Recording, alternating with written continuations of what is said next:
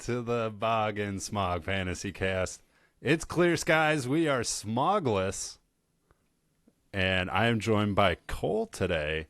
And Cole, we're going to talk about what transpired in week 3, which was one of the wildest weeks of football ever, just due to one game alone. I feel like just well, all I got to say is I would have kicked the field goal.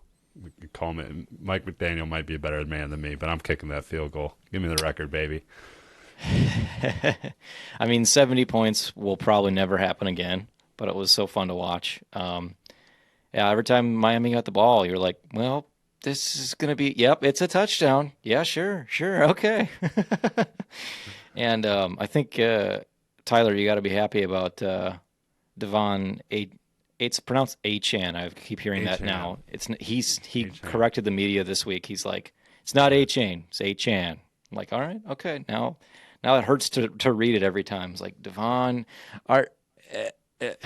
fine, Achan, Achan. See, I even did it. I even did it when I'm talking about. Came into it right now. But no, that was a cool game. Yeah.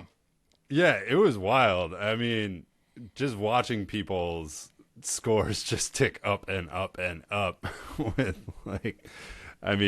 Tyreek, and I was going up against Tua, and it was like no one was untouched by that game. It just destroyed everyone. So yeah, and even a lot of people weeks. Even the Keenan Allen touchdown pass to Mike Williams, just like that game had points all over the place. So it really did. It was a fun week. So let's get into it. Let's talk about it and how it affected us and our league. And I'll go ahead and just get this out of the way. Let's talk about your matchup with Michael. Do we have to? Narrowest victory of the week. Michael coming away with a just under 4-point victory against you.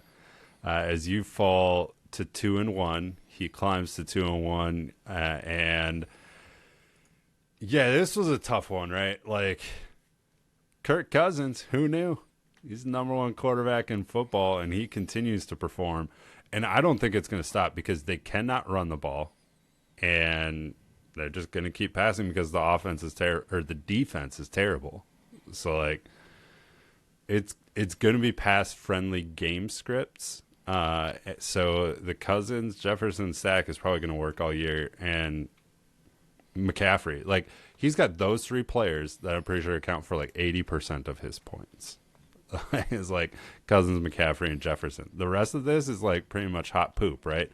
It's Breece Hall, Juju, T. Higgins had a bad game, but decent game. Hey, we finally saw life out of Higbee and Pacheco. So that's kind of he had a pretty good week. And you just, man, nothing too spectacular out of Mr. Derrick Henry to date. He, how are you feeling about that? Is he done? What's up with Derrick? He's been the consequence of some pretty poor Tennessee offense, I feel like, which, I mean, we kind of known that offensive line hasn't been great. Even last year, they weren't that great. And Tannehill has been playing terrible. I think he might be done. And pair that with a defense that can only really do one thing, and that's stop the run, but you can throw on them all day. It's not really a good matchup for any running back when you're playing from behind all the time. And that's why we're starting to see Tajay Spears actually outsnap him. Now, as soon as the game script changes, it always seems to flip back is what I'm seeing. But I don't think it's the end of Derrick Henry. I mean, if it is, it is. But I do think he's still got enough juice left in him where he's not done this year. I think, there's a little hiccup in the fantasy season, I think, and I think it's going to smooth back out. Yeah. I think there's still some gas left in the tank. We got a couple of running backs that have been off to slow starts, and we'll see how the season transpires. But you do lose Mike Williams this week. That's a little bit of a gut punch. But that Amari Cooper trade has been working out in your favor so far, it would seem. He's been having some solid weeks, here. Yeah, he's been very formidable. And then, I mean, to counter that, I'll say, we haven't really seen the Jacksonville Jaguars offense get rolling yet, and I'm still a believer in it. But I think you'll see some Calvin Ridley production from that trade. I believe that. Yeah, well, let's get into that, right? So we can jump right into the matchup. My devastating, just like beatdown that Ben gave to me, um, and really, yeah, nothing out of Jacksonville on my side. But what else did you see in that matchup?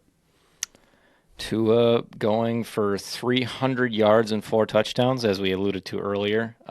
He's setting a Miami record at a certain point for most completions in a row. And then he lost like one or two, and then I was like, oh, okay. Well, he still has 28 fantasy points. Who cares? Seriously, Um, James Conner continually being productive on a team that we all thought was done this year. Jamar Chase being Jamar Chase. Debo Samuel and George Kittle having a big week at the same time. Who knew? seriously. That's great. And Mike Evans being wide receiver 5 this year still, and that's just crazy. Good for him. Good for Ben. Way to pick up a win, and your team really didn't hit on a few players like we mentioned. Calvin Ridley and Trevor Lawrence have been less than ideal for you this year. But I do see you got Zay Flowers in here. He's probably overproducing at this point, and Metcalf and Kenneth Walker are probably going to have a very, very good year for you. So a loss, but definitely not a lost season. Yeah, it's been a tough one. Not a lot of touchdowns coming my way lately, so hopefully that starts to turn around in the coming week. But what the fuck was that? Move quick. It was a bungle. I heard a bungle. And that is the bungle out of Tyler's team. Not starting Mr. Devon Achan.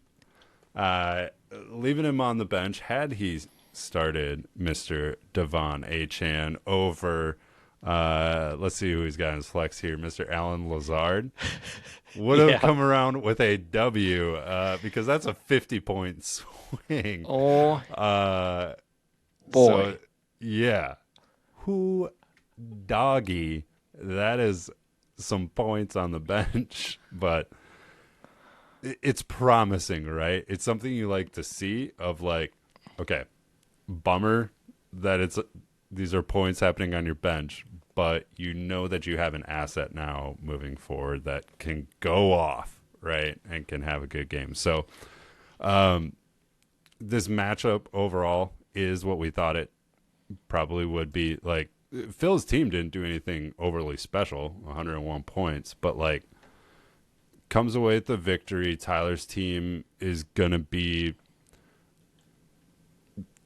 he's rebuilding. And that's what it is. And we've seen that in a couple of moves this week that we'll talk about. But that performance is a positive, definitely for Tyler to take away, for sure. Mm-hmm. I'm surprised that you picked this as the bungle, but now that you've just talked about Achan, I was like, well, that makes sense. I mean, anytime there's 50 points on your bench, you're just bungled. You're already bungled. Yeah, seriously. Pre-bungled. Yeah, it was. You hate to see it on the bench, but like we said, that's promising for the future. But let's look at another close matchup of two high-scoring teams this year. We got Tanner going 142 to Joe's 130, which forces Joe into a surprising 0-3 to start the year, while Tanner climbs to 2-1. What was going on with this matchup? Bills defense, 32 points. Ouch. Zach Moss, 21 points. Where's this coming from? I'm like, and then, even like Pat Fryermuth kicking it in with 40 and a touchdown. That's honestly him doubling his fantasy production this year in one game.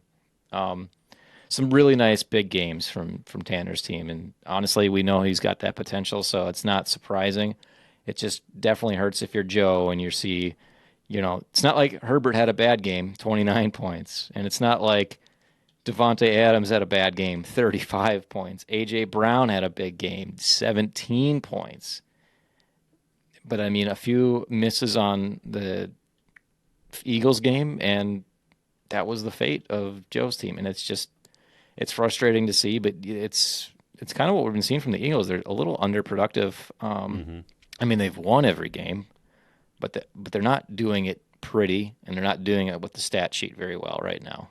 And And it's not coming through the air, right? yep, So that's what's tough. Yeah, for sure. And we'll talk about that, kind of some thoughts on that in a little bit as we look at the transactions this week. But let's talk about our last matchup here, with our highest score on the week was not Ben's 145. It was Ethan's team putting up 154, and that would come at the little fingertips of Mr. Keenan Allen just going off. 18. What do you end up with? Like 18 receptions and 215 yards, threw for a 50-yard touchdown. And then let's not scoff at Raheem Mostert's 41 points over there either. And don't look now, but Mr. Jordan Love once again, 25 points. So it was a big week for Ethan. Had some very big performances, and he is off to a very hot start for a team that we all said, like, I don't know. Like, it was because some of these question marks, right? Like James Cook, I don't know. Like Raheem Mostert, like, don't know. And they've been performing, and like he didn't seem to have a quarterback. Now it kind of seems like he does, right? So Ethan's team, 0 to hero right now, looking pretty good. and Cooper Cup possibly coming back at some point this season. Jalen Waddle, concussion protocol this last week, probably getting inserted back in. So if you think it's going to get easier for anybody playing Ethan, you're wrong. It's going to be tough all year. And It that's why is. he's in our number one spot right now. I believe he's 3-0 and holding down the title for now. Yeah.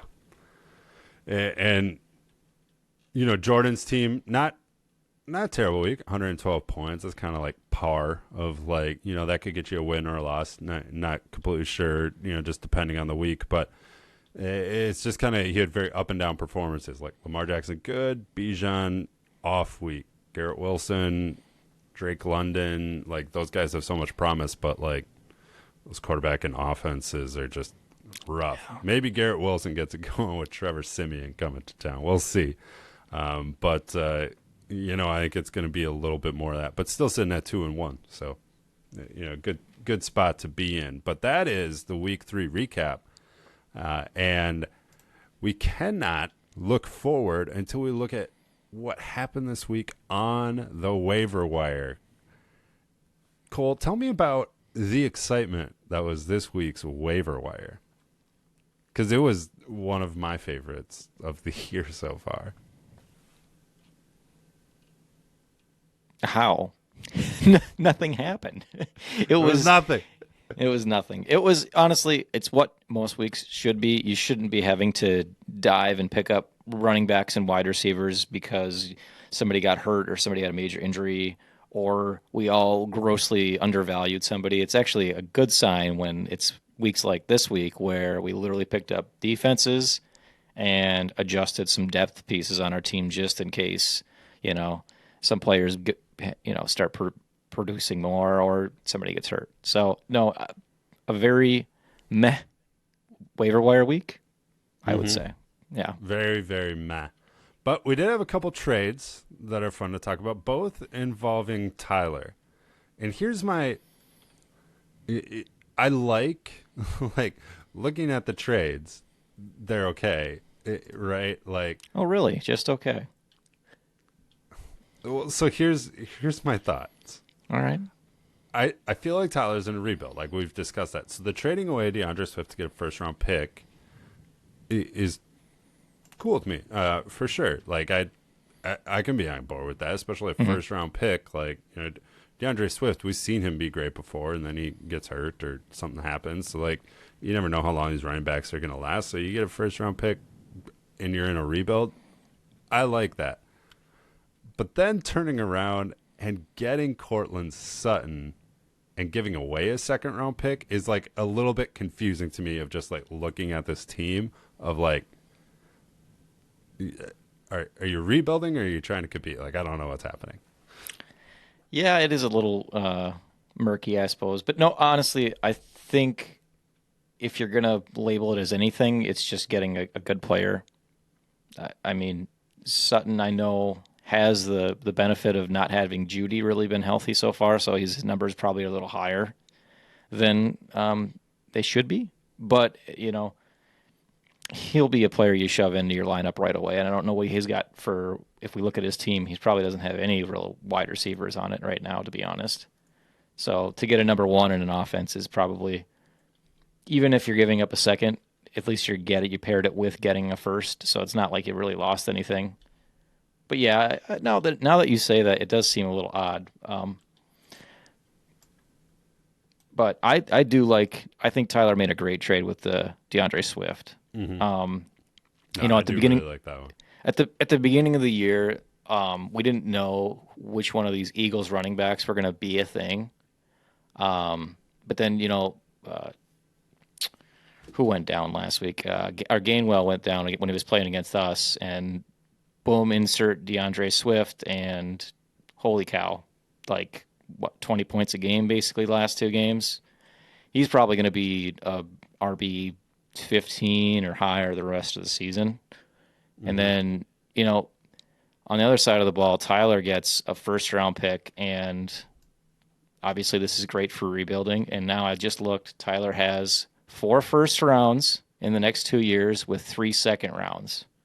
So, I mean, at a certain point, you need somebody in your active lineup. But this is, I mean, that's great for rebuilding. I don't want to play Tanner's or not Tanner. Sorry, I don't want to play Tyler's team in like 2026 because I'm sure that team's going to be scary. I mean, we Oh just yeah. talked about Achan, but then he's also got Anthony Richardson, who's been really promising. He's got Josh Downs, who could be something, Mm-hmm. and you just mix in all those picks we just talked about. That could be a roster that we're staring and it's at the top of the league instead of at the bottom of the league where it's been. Oh yeah. So good on you, Tyler, for making some moves here. And I just got one more thing to say about the trade with Joe. Of like, I think Joe is.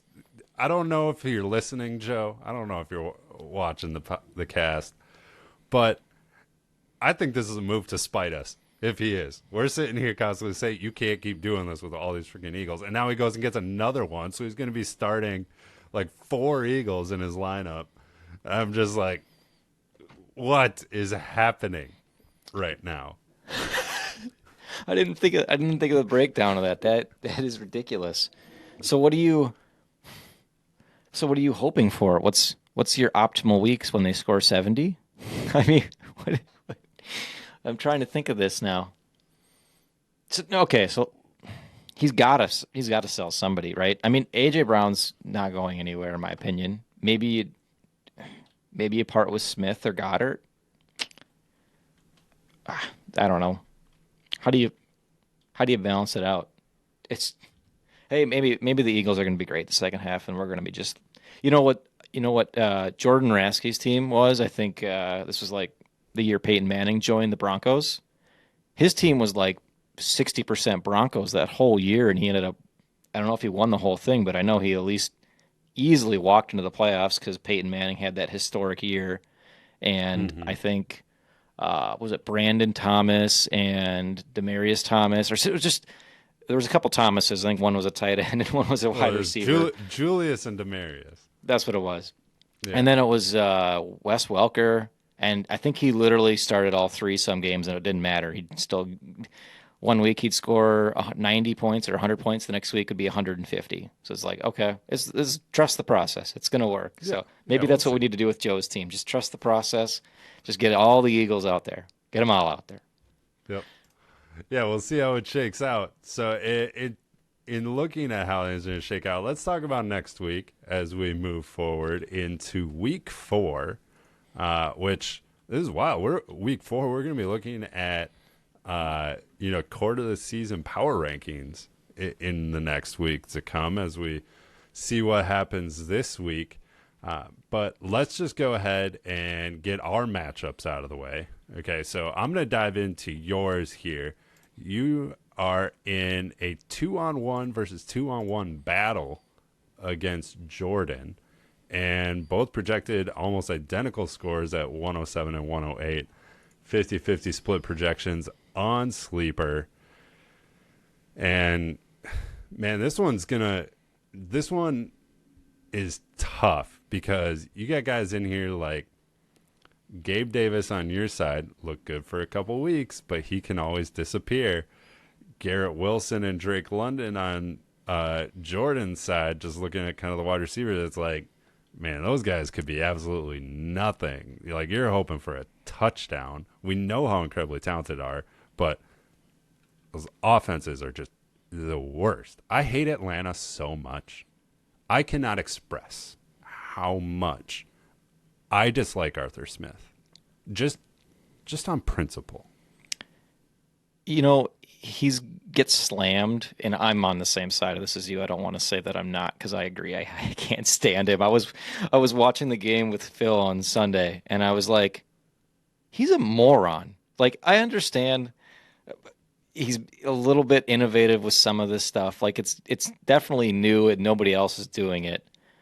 But at the same time, it's frustrating to watch as a fan, and it's frustrating to have as a fantasy manager of any player, except for maybe Bijan or Tyler Algier. Like, honestly, the last thing I'll say, and then I'll let you keep diving here, is Ritter should not be on a football field. I thought that last year. I thought that in his college film. I'm like, what are we doing here? And I agree. If Atlanta wants to be a playoff contender this year, they're not doing it with Desmond Ritter. So move on, somehow acquire a new piece. I don't care. I understand why Arthur Smith's doing what he's doing, is all I'm saying.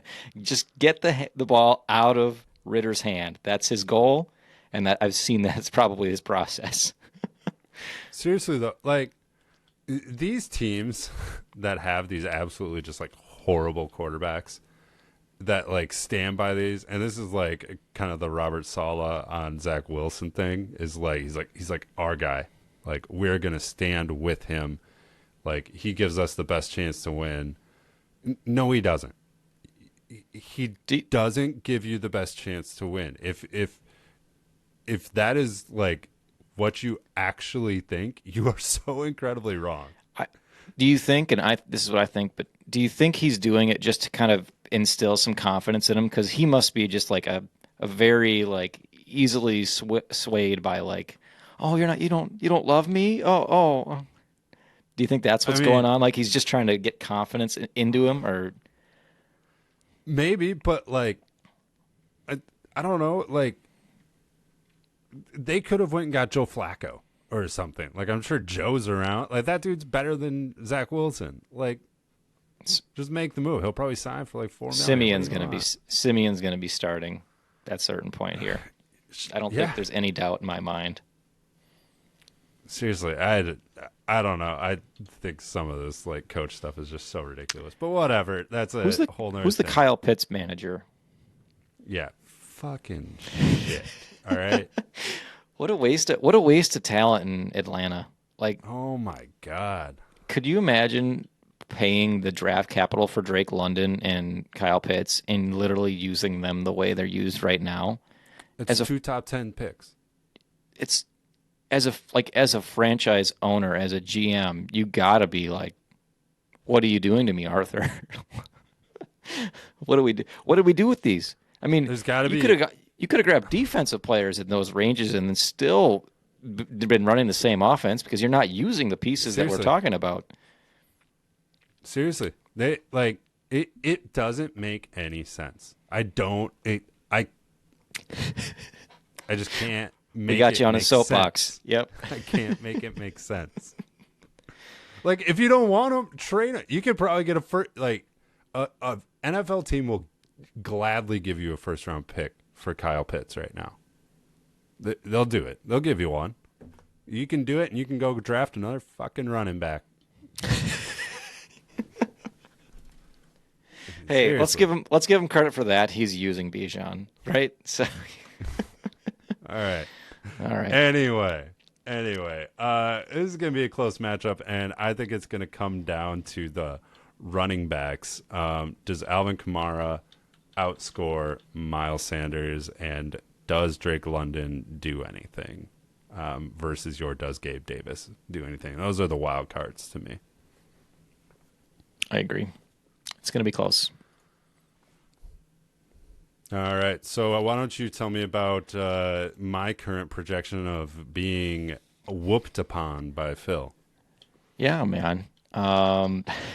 Wh- why is the projection so far off, man? I suppose it's just Trevor Lawrence is playing Atlanta, so that game's going to be low scoring. Um, Jeez. And I guess, Kyle Pitt's not really performing. You have to stick Henry in there because Oh yeah. Henry's been decent, I guess. Were you able to start him the first 2 weeks this year? I started Henry the second week, the second Okay. and third weeks. I picked him up. Yeah. And then you accidentally started him last week, which wasn't great. What you got the Pittsburgh's defense against Houston. That could be all right. We have seen CJ Stroud look really good, so that does get me nervous though a little Yeah, but bit. that pass rush against that offensive line. You got a good point. I think every one of those offensive linemen are subbing in for somebody that's hurt. So, but the reason why there's such a disparity is the same reason why Phil did so good last year. Pat Mahomes, Austin Eckler should be back this week. Mm-hmm. Um, Pair that with a Travis Kelce, Nico Collins looking good, as we just talked about with C.J. Stroud. Kyron Williams somehow just Yeah. dethroned Cam Akers and kicked him out of the Viking squad all in one move. And Jerry Jeudy coming back healthy. I mean, and to flex Joe Mixon. Ugh. I'm not gonna want to play Phil's team if everybody stays healthy here. This is actually starting to look like a possible run at the title again. Phil, way to go, buddy. So It is. It looks scary. I'm expecting to lose. And then we'll see what I'm doing with my team at 1-3. We'll see what happens. But yeah, it's going to be tough. But another tough juggernaut level matchup. You don't see it by the records, but by these projections and by what I think of these teams, are you ready for some football?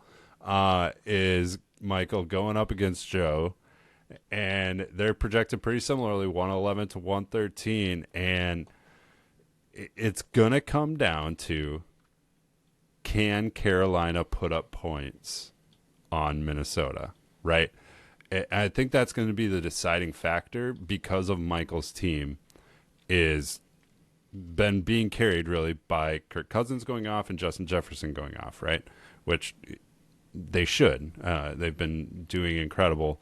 But the question is the Carolina offense enough to make them need to, or are they going to try to run the ball a little bit more? So I think that's going to be the deciding factor because, well, who else is going to be the deciding factor? Washington. yep. Because can Washington do anything to the Eagles? Because as we pointed out, DeAndre Swift, A.J. Brown, Devontae Smith, and Dallas Goedert all going for Joe. So I'm confident that Washington will make it a game, but I don't think they'll win.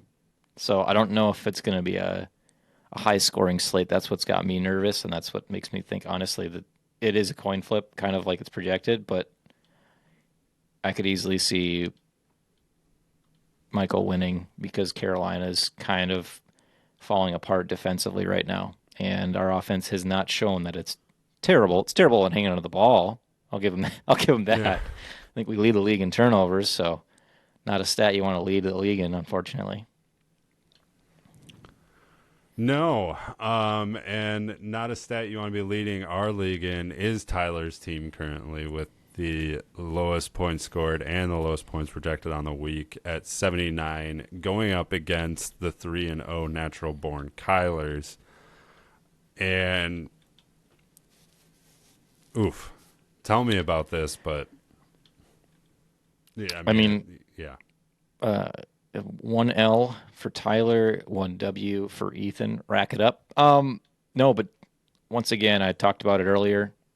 Lots of young talent on Tyler's team, and Hmm. it scares me in the future here. Like I didn't mention earlier, Puka Nakua is there, and Hmm. yeah, Cooper Cup might come back and be uh, hurting on some of the production you've seen early in the year here. But I mean, he set an NFL record in the first two games with as many targets as he had. Um, so I think to say that he's not going to at least be a wide receiver two this year is a gross over or under evaluation of it. I mean, there's just an upward projection on all these players for the future years. But this week, you're going to have to give it up to the our leader, to Jordan Love, who's been amazing, to Jordan Addison, who's shown he's a good option for Kirk Cousins. TJ Hawkinson's having a great year. I believe he's tight end one on the year. And then you got Jalen Waddle, Keenan Allen. You don't have to say anything about him. And Raheem Mostert, we saw what he could do last week. So I think he might Running even back be, one on the yeah, season, Raheem Mostert. this team's full of ones. Seriously. So way to go, Ethan. And last but not least, we got a 2-1 matchup between Tanner and Ben. 2-1 Tanner versus 1-2 Ben. Ben will be trying to get up to 500, and I hope he does. Let's keep everyone right around 2-2 this week and keep things nice and even for everybody. So I will be pulling for Ben in this one, and he is currently projected to win. And he made the switch last week going Tua over Burrow. I don't see that changing. He's got Tua in there. No reason to go away from that. And that's projected to be a high-scoring game. So hoping for more points for Tua there. And this, like, maybe we saw the rebirth of Jamar Chase after he took his little 2-week slumber at the start of the year. Finally was looking good for Ben last week. And James Conner's continuing to do really well. But he's got the San Francisco matchup. So that might be a little bit of a hindrance. But on the other side of that, San Francisco's playing Arizona. So Debo and Kittle could be right back into having a good week again. So, you know, this could be a close one. I give Ben the edge just looking at running backs and looking at kind of that tight end and flex spot. Like, I don't love Brian Robinson against Philly. I'll give the edge to Mike Evans for Ben. And, you know, I'd rather be playing Ramondre and James Conner than Montgomery and Zach Moss. So I think that's where the difference is for me and where I think Ben could walk away with this. Absolutely. And I'll have to say too, having to keep flip-flopping between Tua and Burrow throughout the remainder of this year will probably give you some heartburn because I feel like he had this problem last year too, where it's like Yeah. you can't pick the week where somebody's going to do good. So if you're not Ben, because it doesn't matter Ben, you've already got Tua in there, you're going to probably keep him in there. But if you're not Ben and you have Joe Burrow on any team, I would put him in because he's probably going to have the game of the year. He's probably going to have 30 points this week. So Well, seriously, because it's tough, right? Like, it could be a very high-scoring matchup between Miami and Buffalo. Tua should be in. Tua's actually produced. Burrow has not. But yep. Joe Burrow's playing Tennessee this week, which is like a terrible pass defense, right? So you could see Burrow having a good week. But Yeah. nah, I'd stick with Tua too. Yeah, Tua's the best play though, for sure. And that is our week 4 preview. But before we say goodbye, let's look back one last time on week 3. And let's talk about Phil's pizza delivery service for the pizza party, because we have one more week of Phil going down into last place. And I walked away with a W this week, and I will be having some pizza tomorrow night for that Thursday night game where the Packers take on Detroit, which should be very exciting. But thank you, Phil, for doing that. And it really came on the back of my lineup went off last week. I probably I did talk about it a little bit in the chat, just like wondering what this lineup would have done in some actual tournaments, because it went off for 227 points. And it was, man, Kirk Cousins, Justin Jefferson, Ken Walker, Mike Williams, Tank Dell, Amari Cooper, the Bills defense. Like it did very well. And Phil once again he trusted in Josh Kelly, which was a good play. It was a good play. Yeah. But that hurts. And that was kind of like the only one that like really, like, I know Smythe didn't perform well, but like, you never expect him to do that well. You know. No, but we did have Waddle go out, so I was targeting, and in my lineup I think I put Braxton Berrios, who didn't have a great game either, but you saw a good game coming from Miami. We just didn't figure it all be on the ground, right? I mean, Tyreek Hill did Right. have a big game, but it was like, what? Come on. So no, yeah, your lineup was amazing. Other than a tight end, you easily could have made some huge money this week if you would have I know. switched gears. But no, either way, you win a pizza. And That's right. so That's right. far, Jordan's won a pizza, Ben's won a pizza, and Nick's won. Is it my turn? Is it It Mike? could Is it be. Michael's turn? Or is it your turn out there who hasn't joined yet? Join now and get a pizza from Phil. And with Phil's, that, Phil's, I Phil's mean, gone. Phil's gone this week. He's probably delivering pizzas. That's my guess, right? So it's got to be. He's just sending them out to everyone. But with that, we're going to go ahead and wrap week 4 of the Bog and Smog Fantasy Cast. This is us signing off. Bye. bye bye.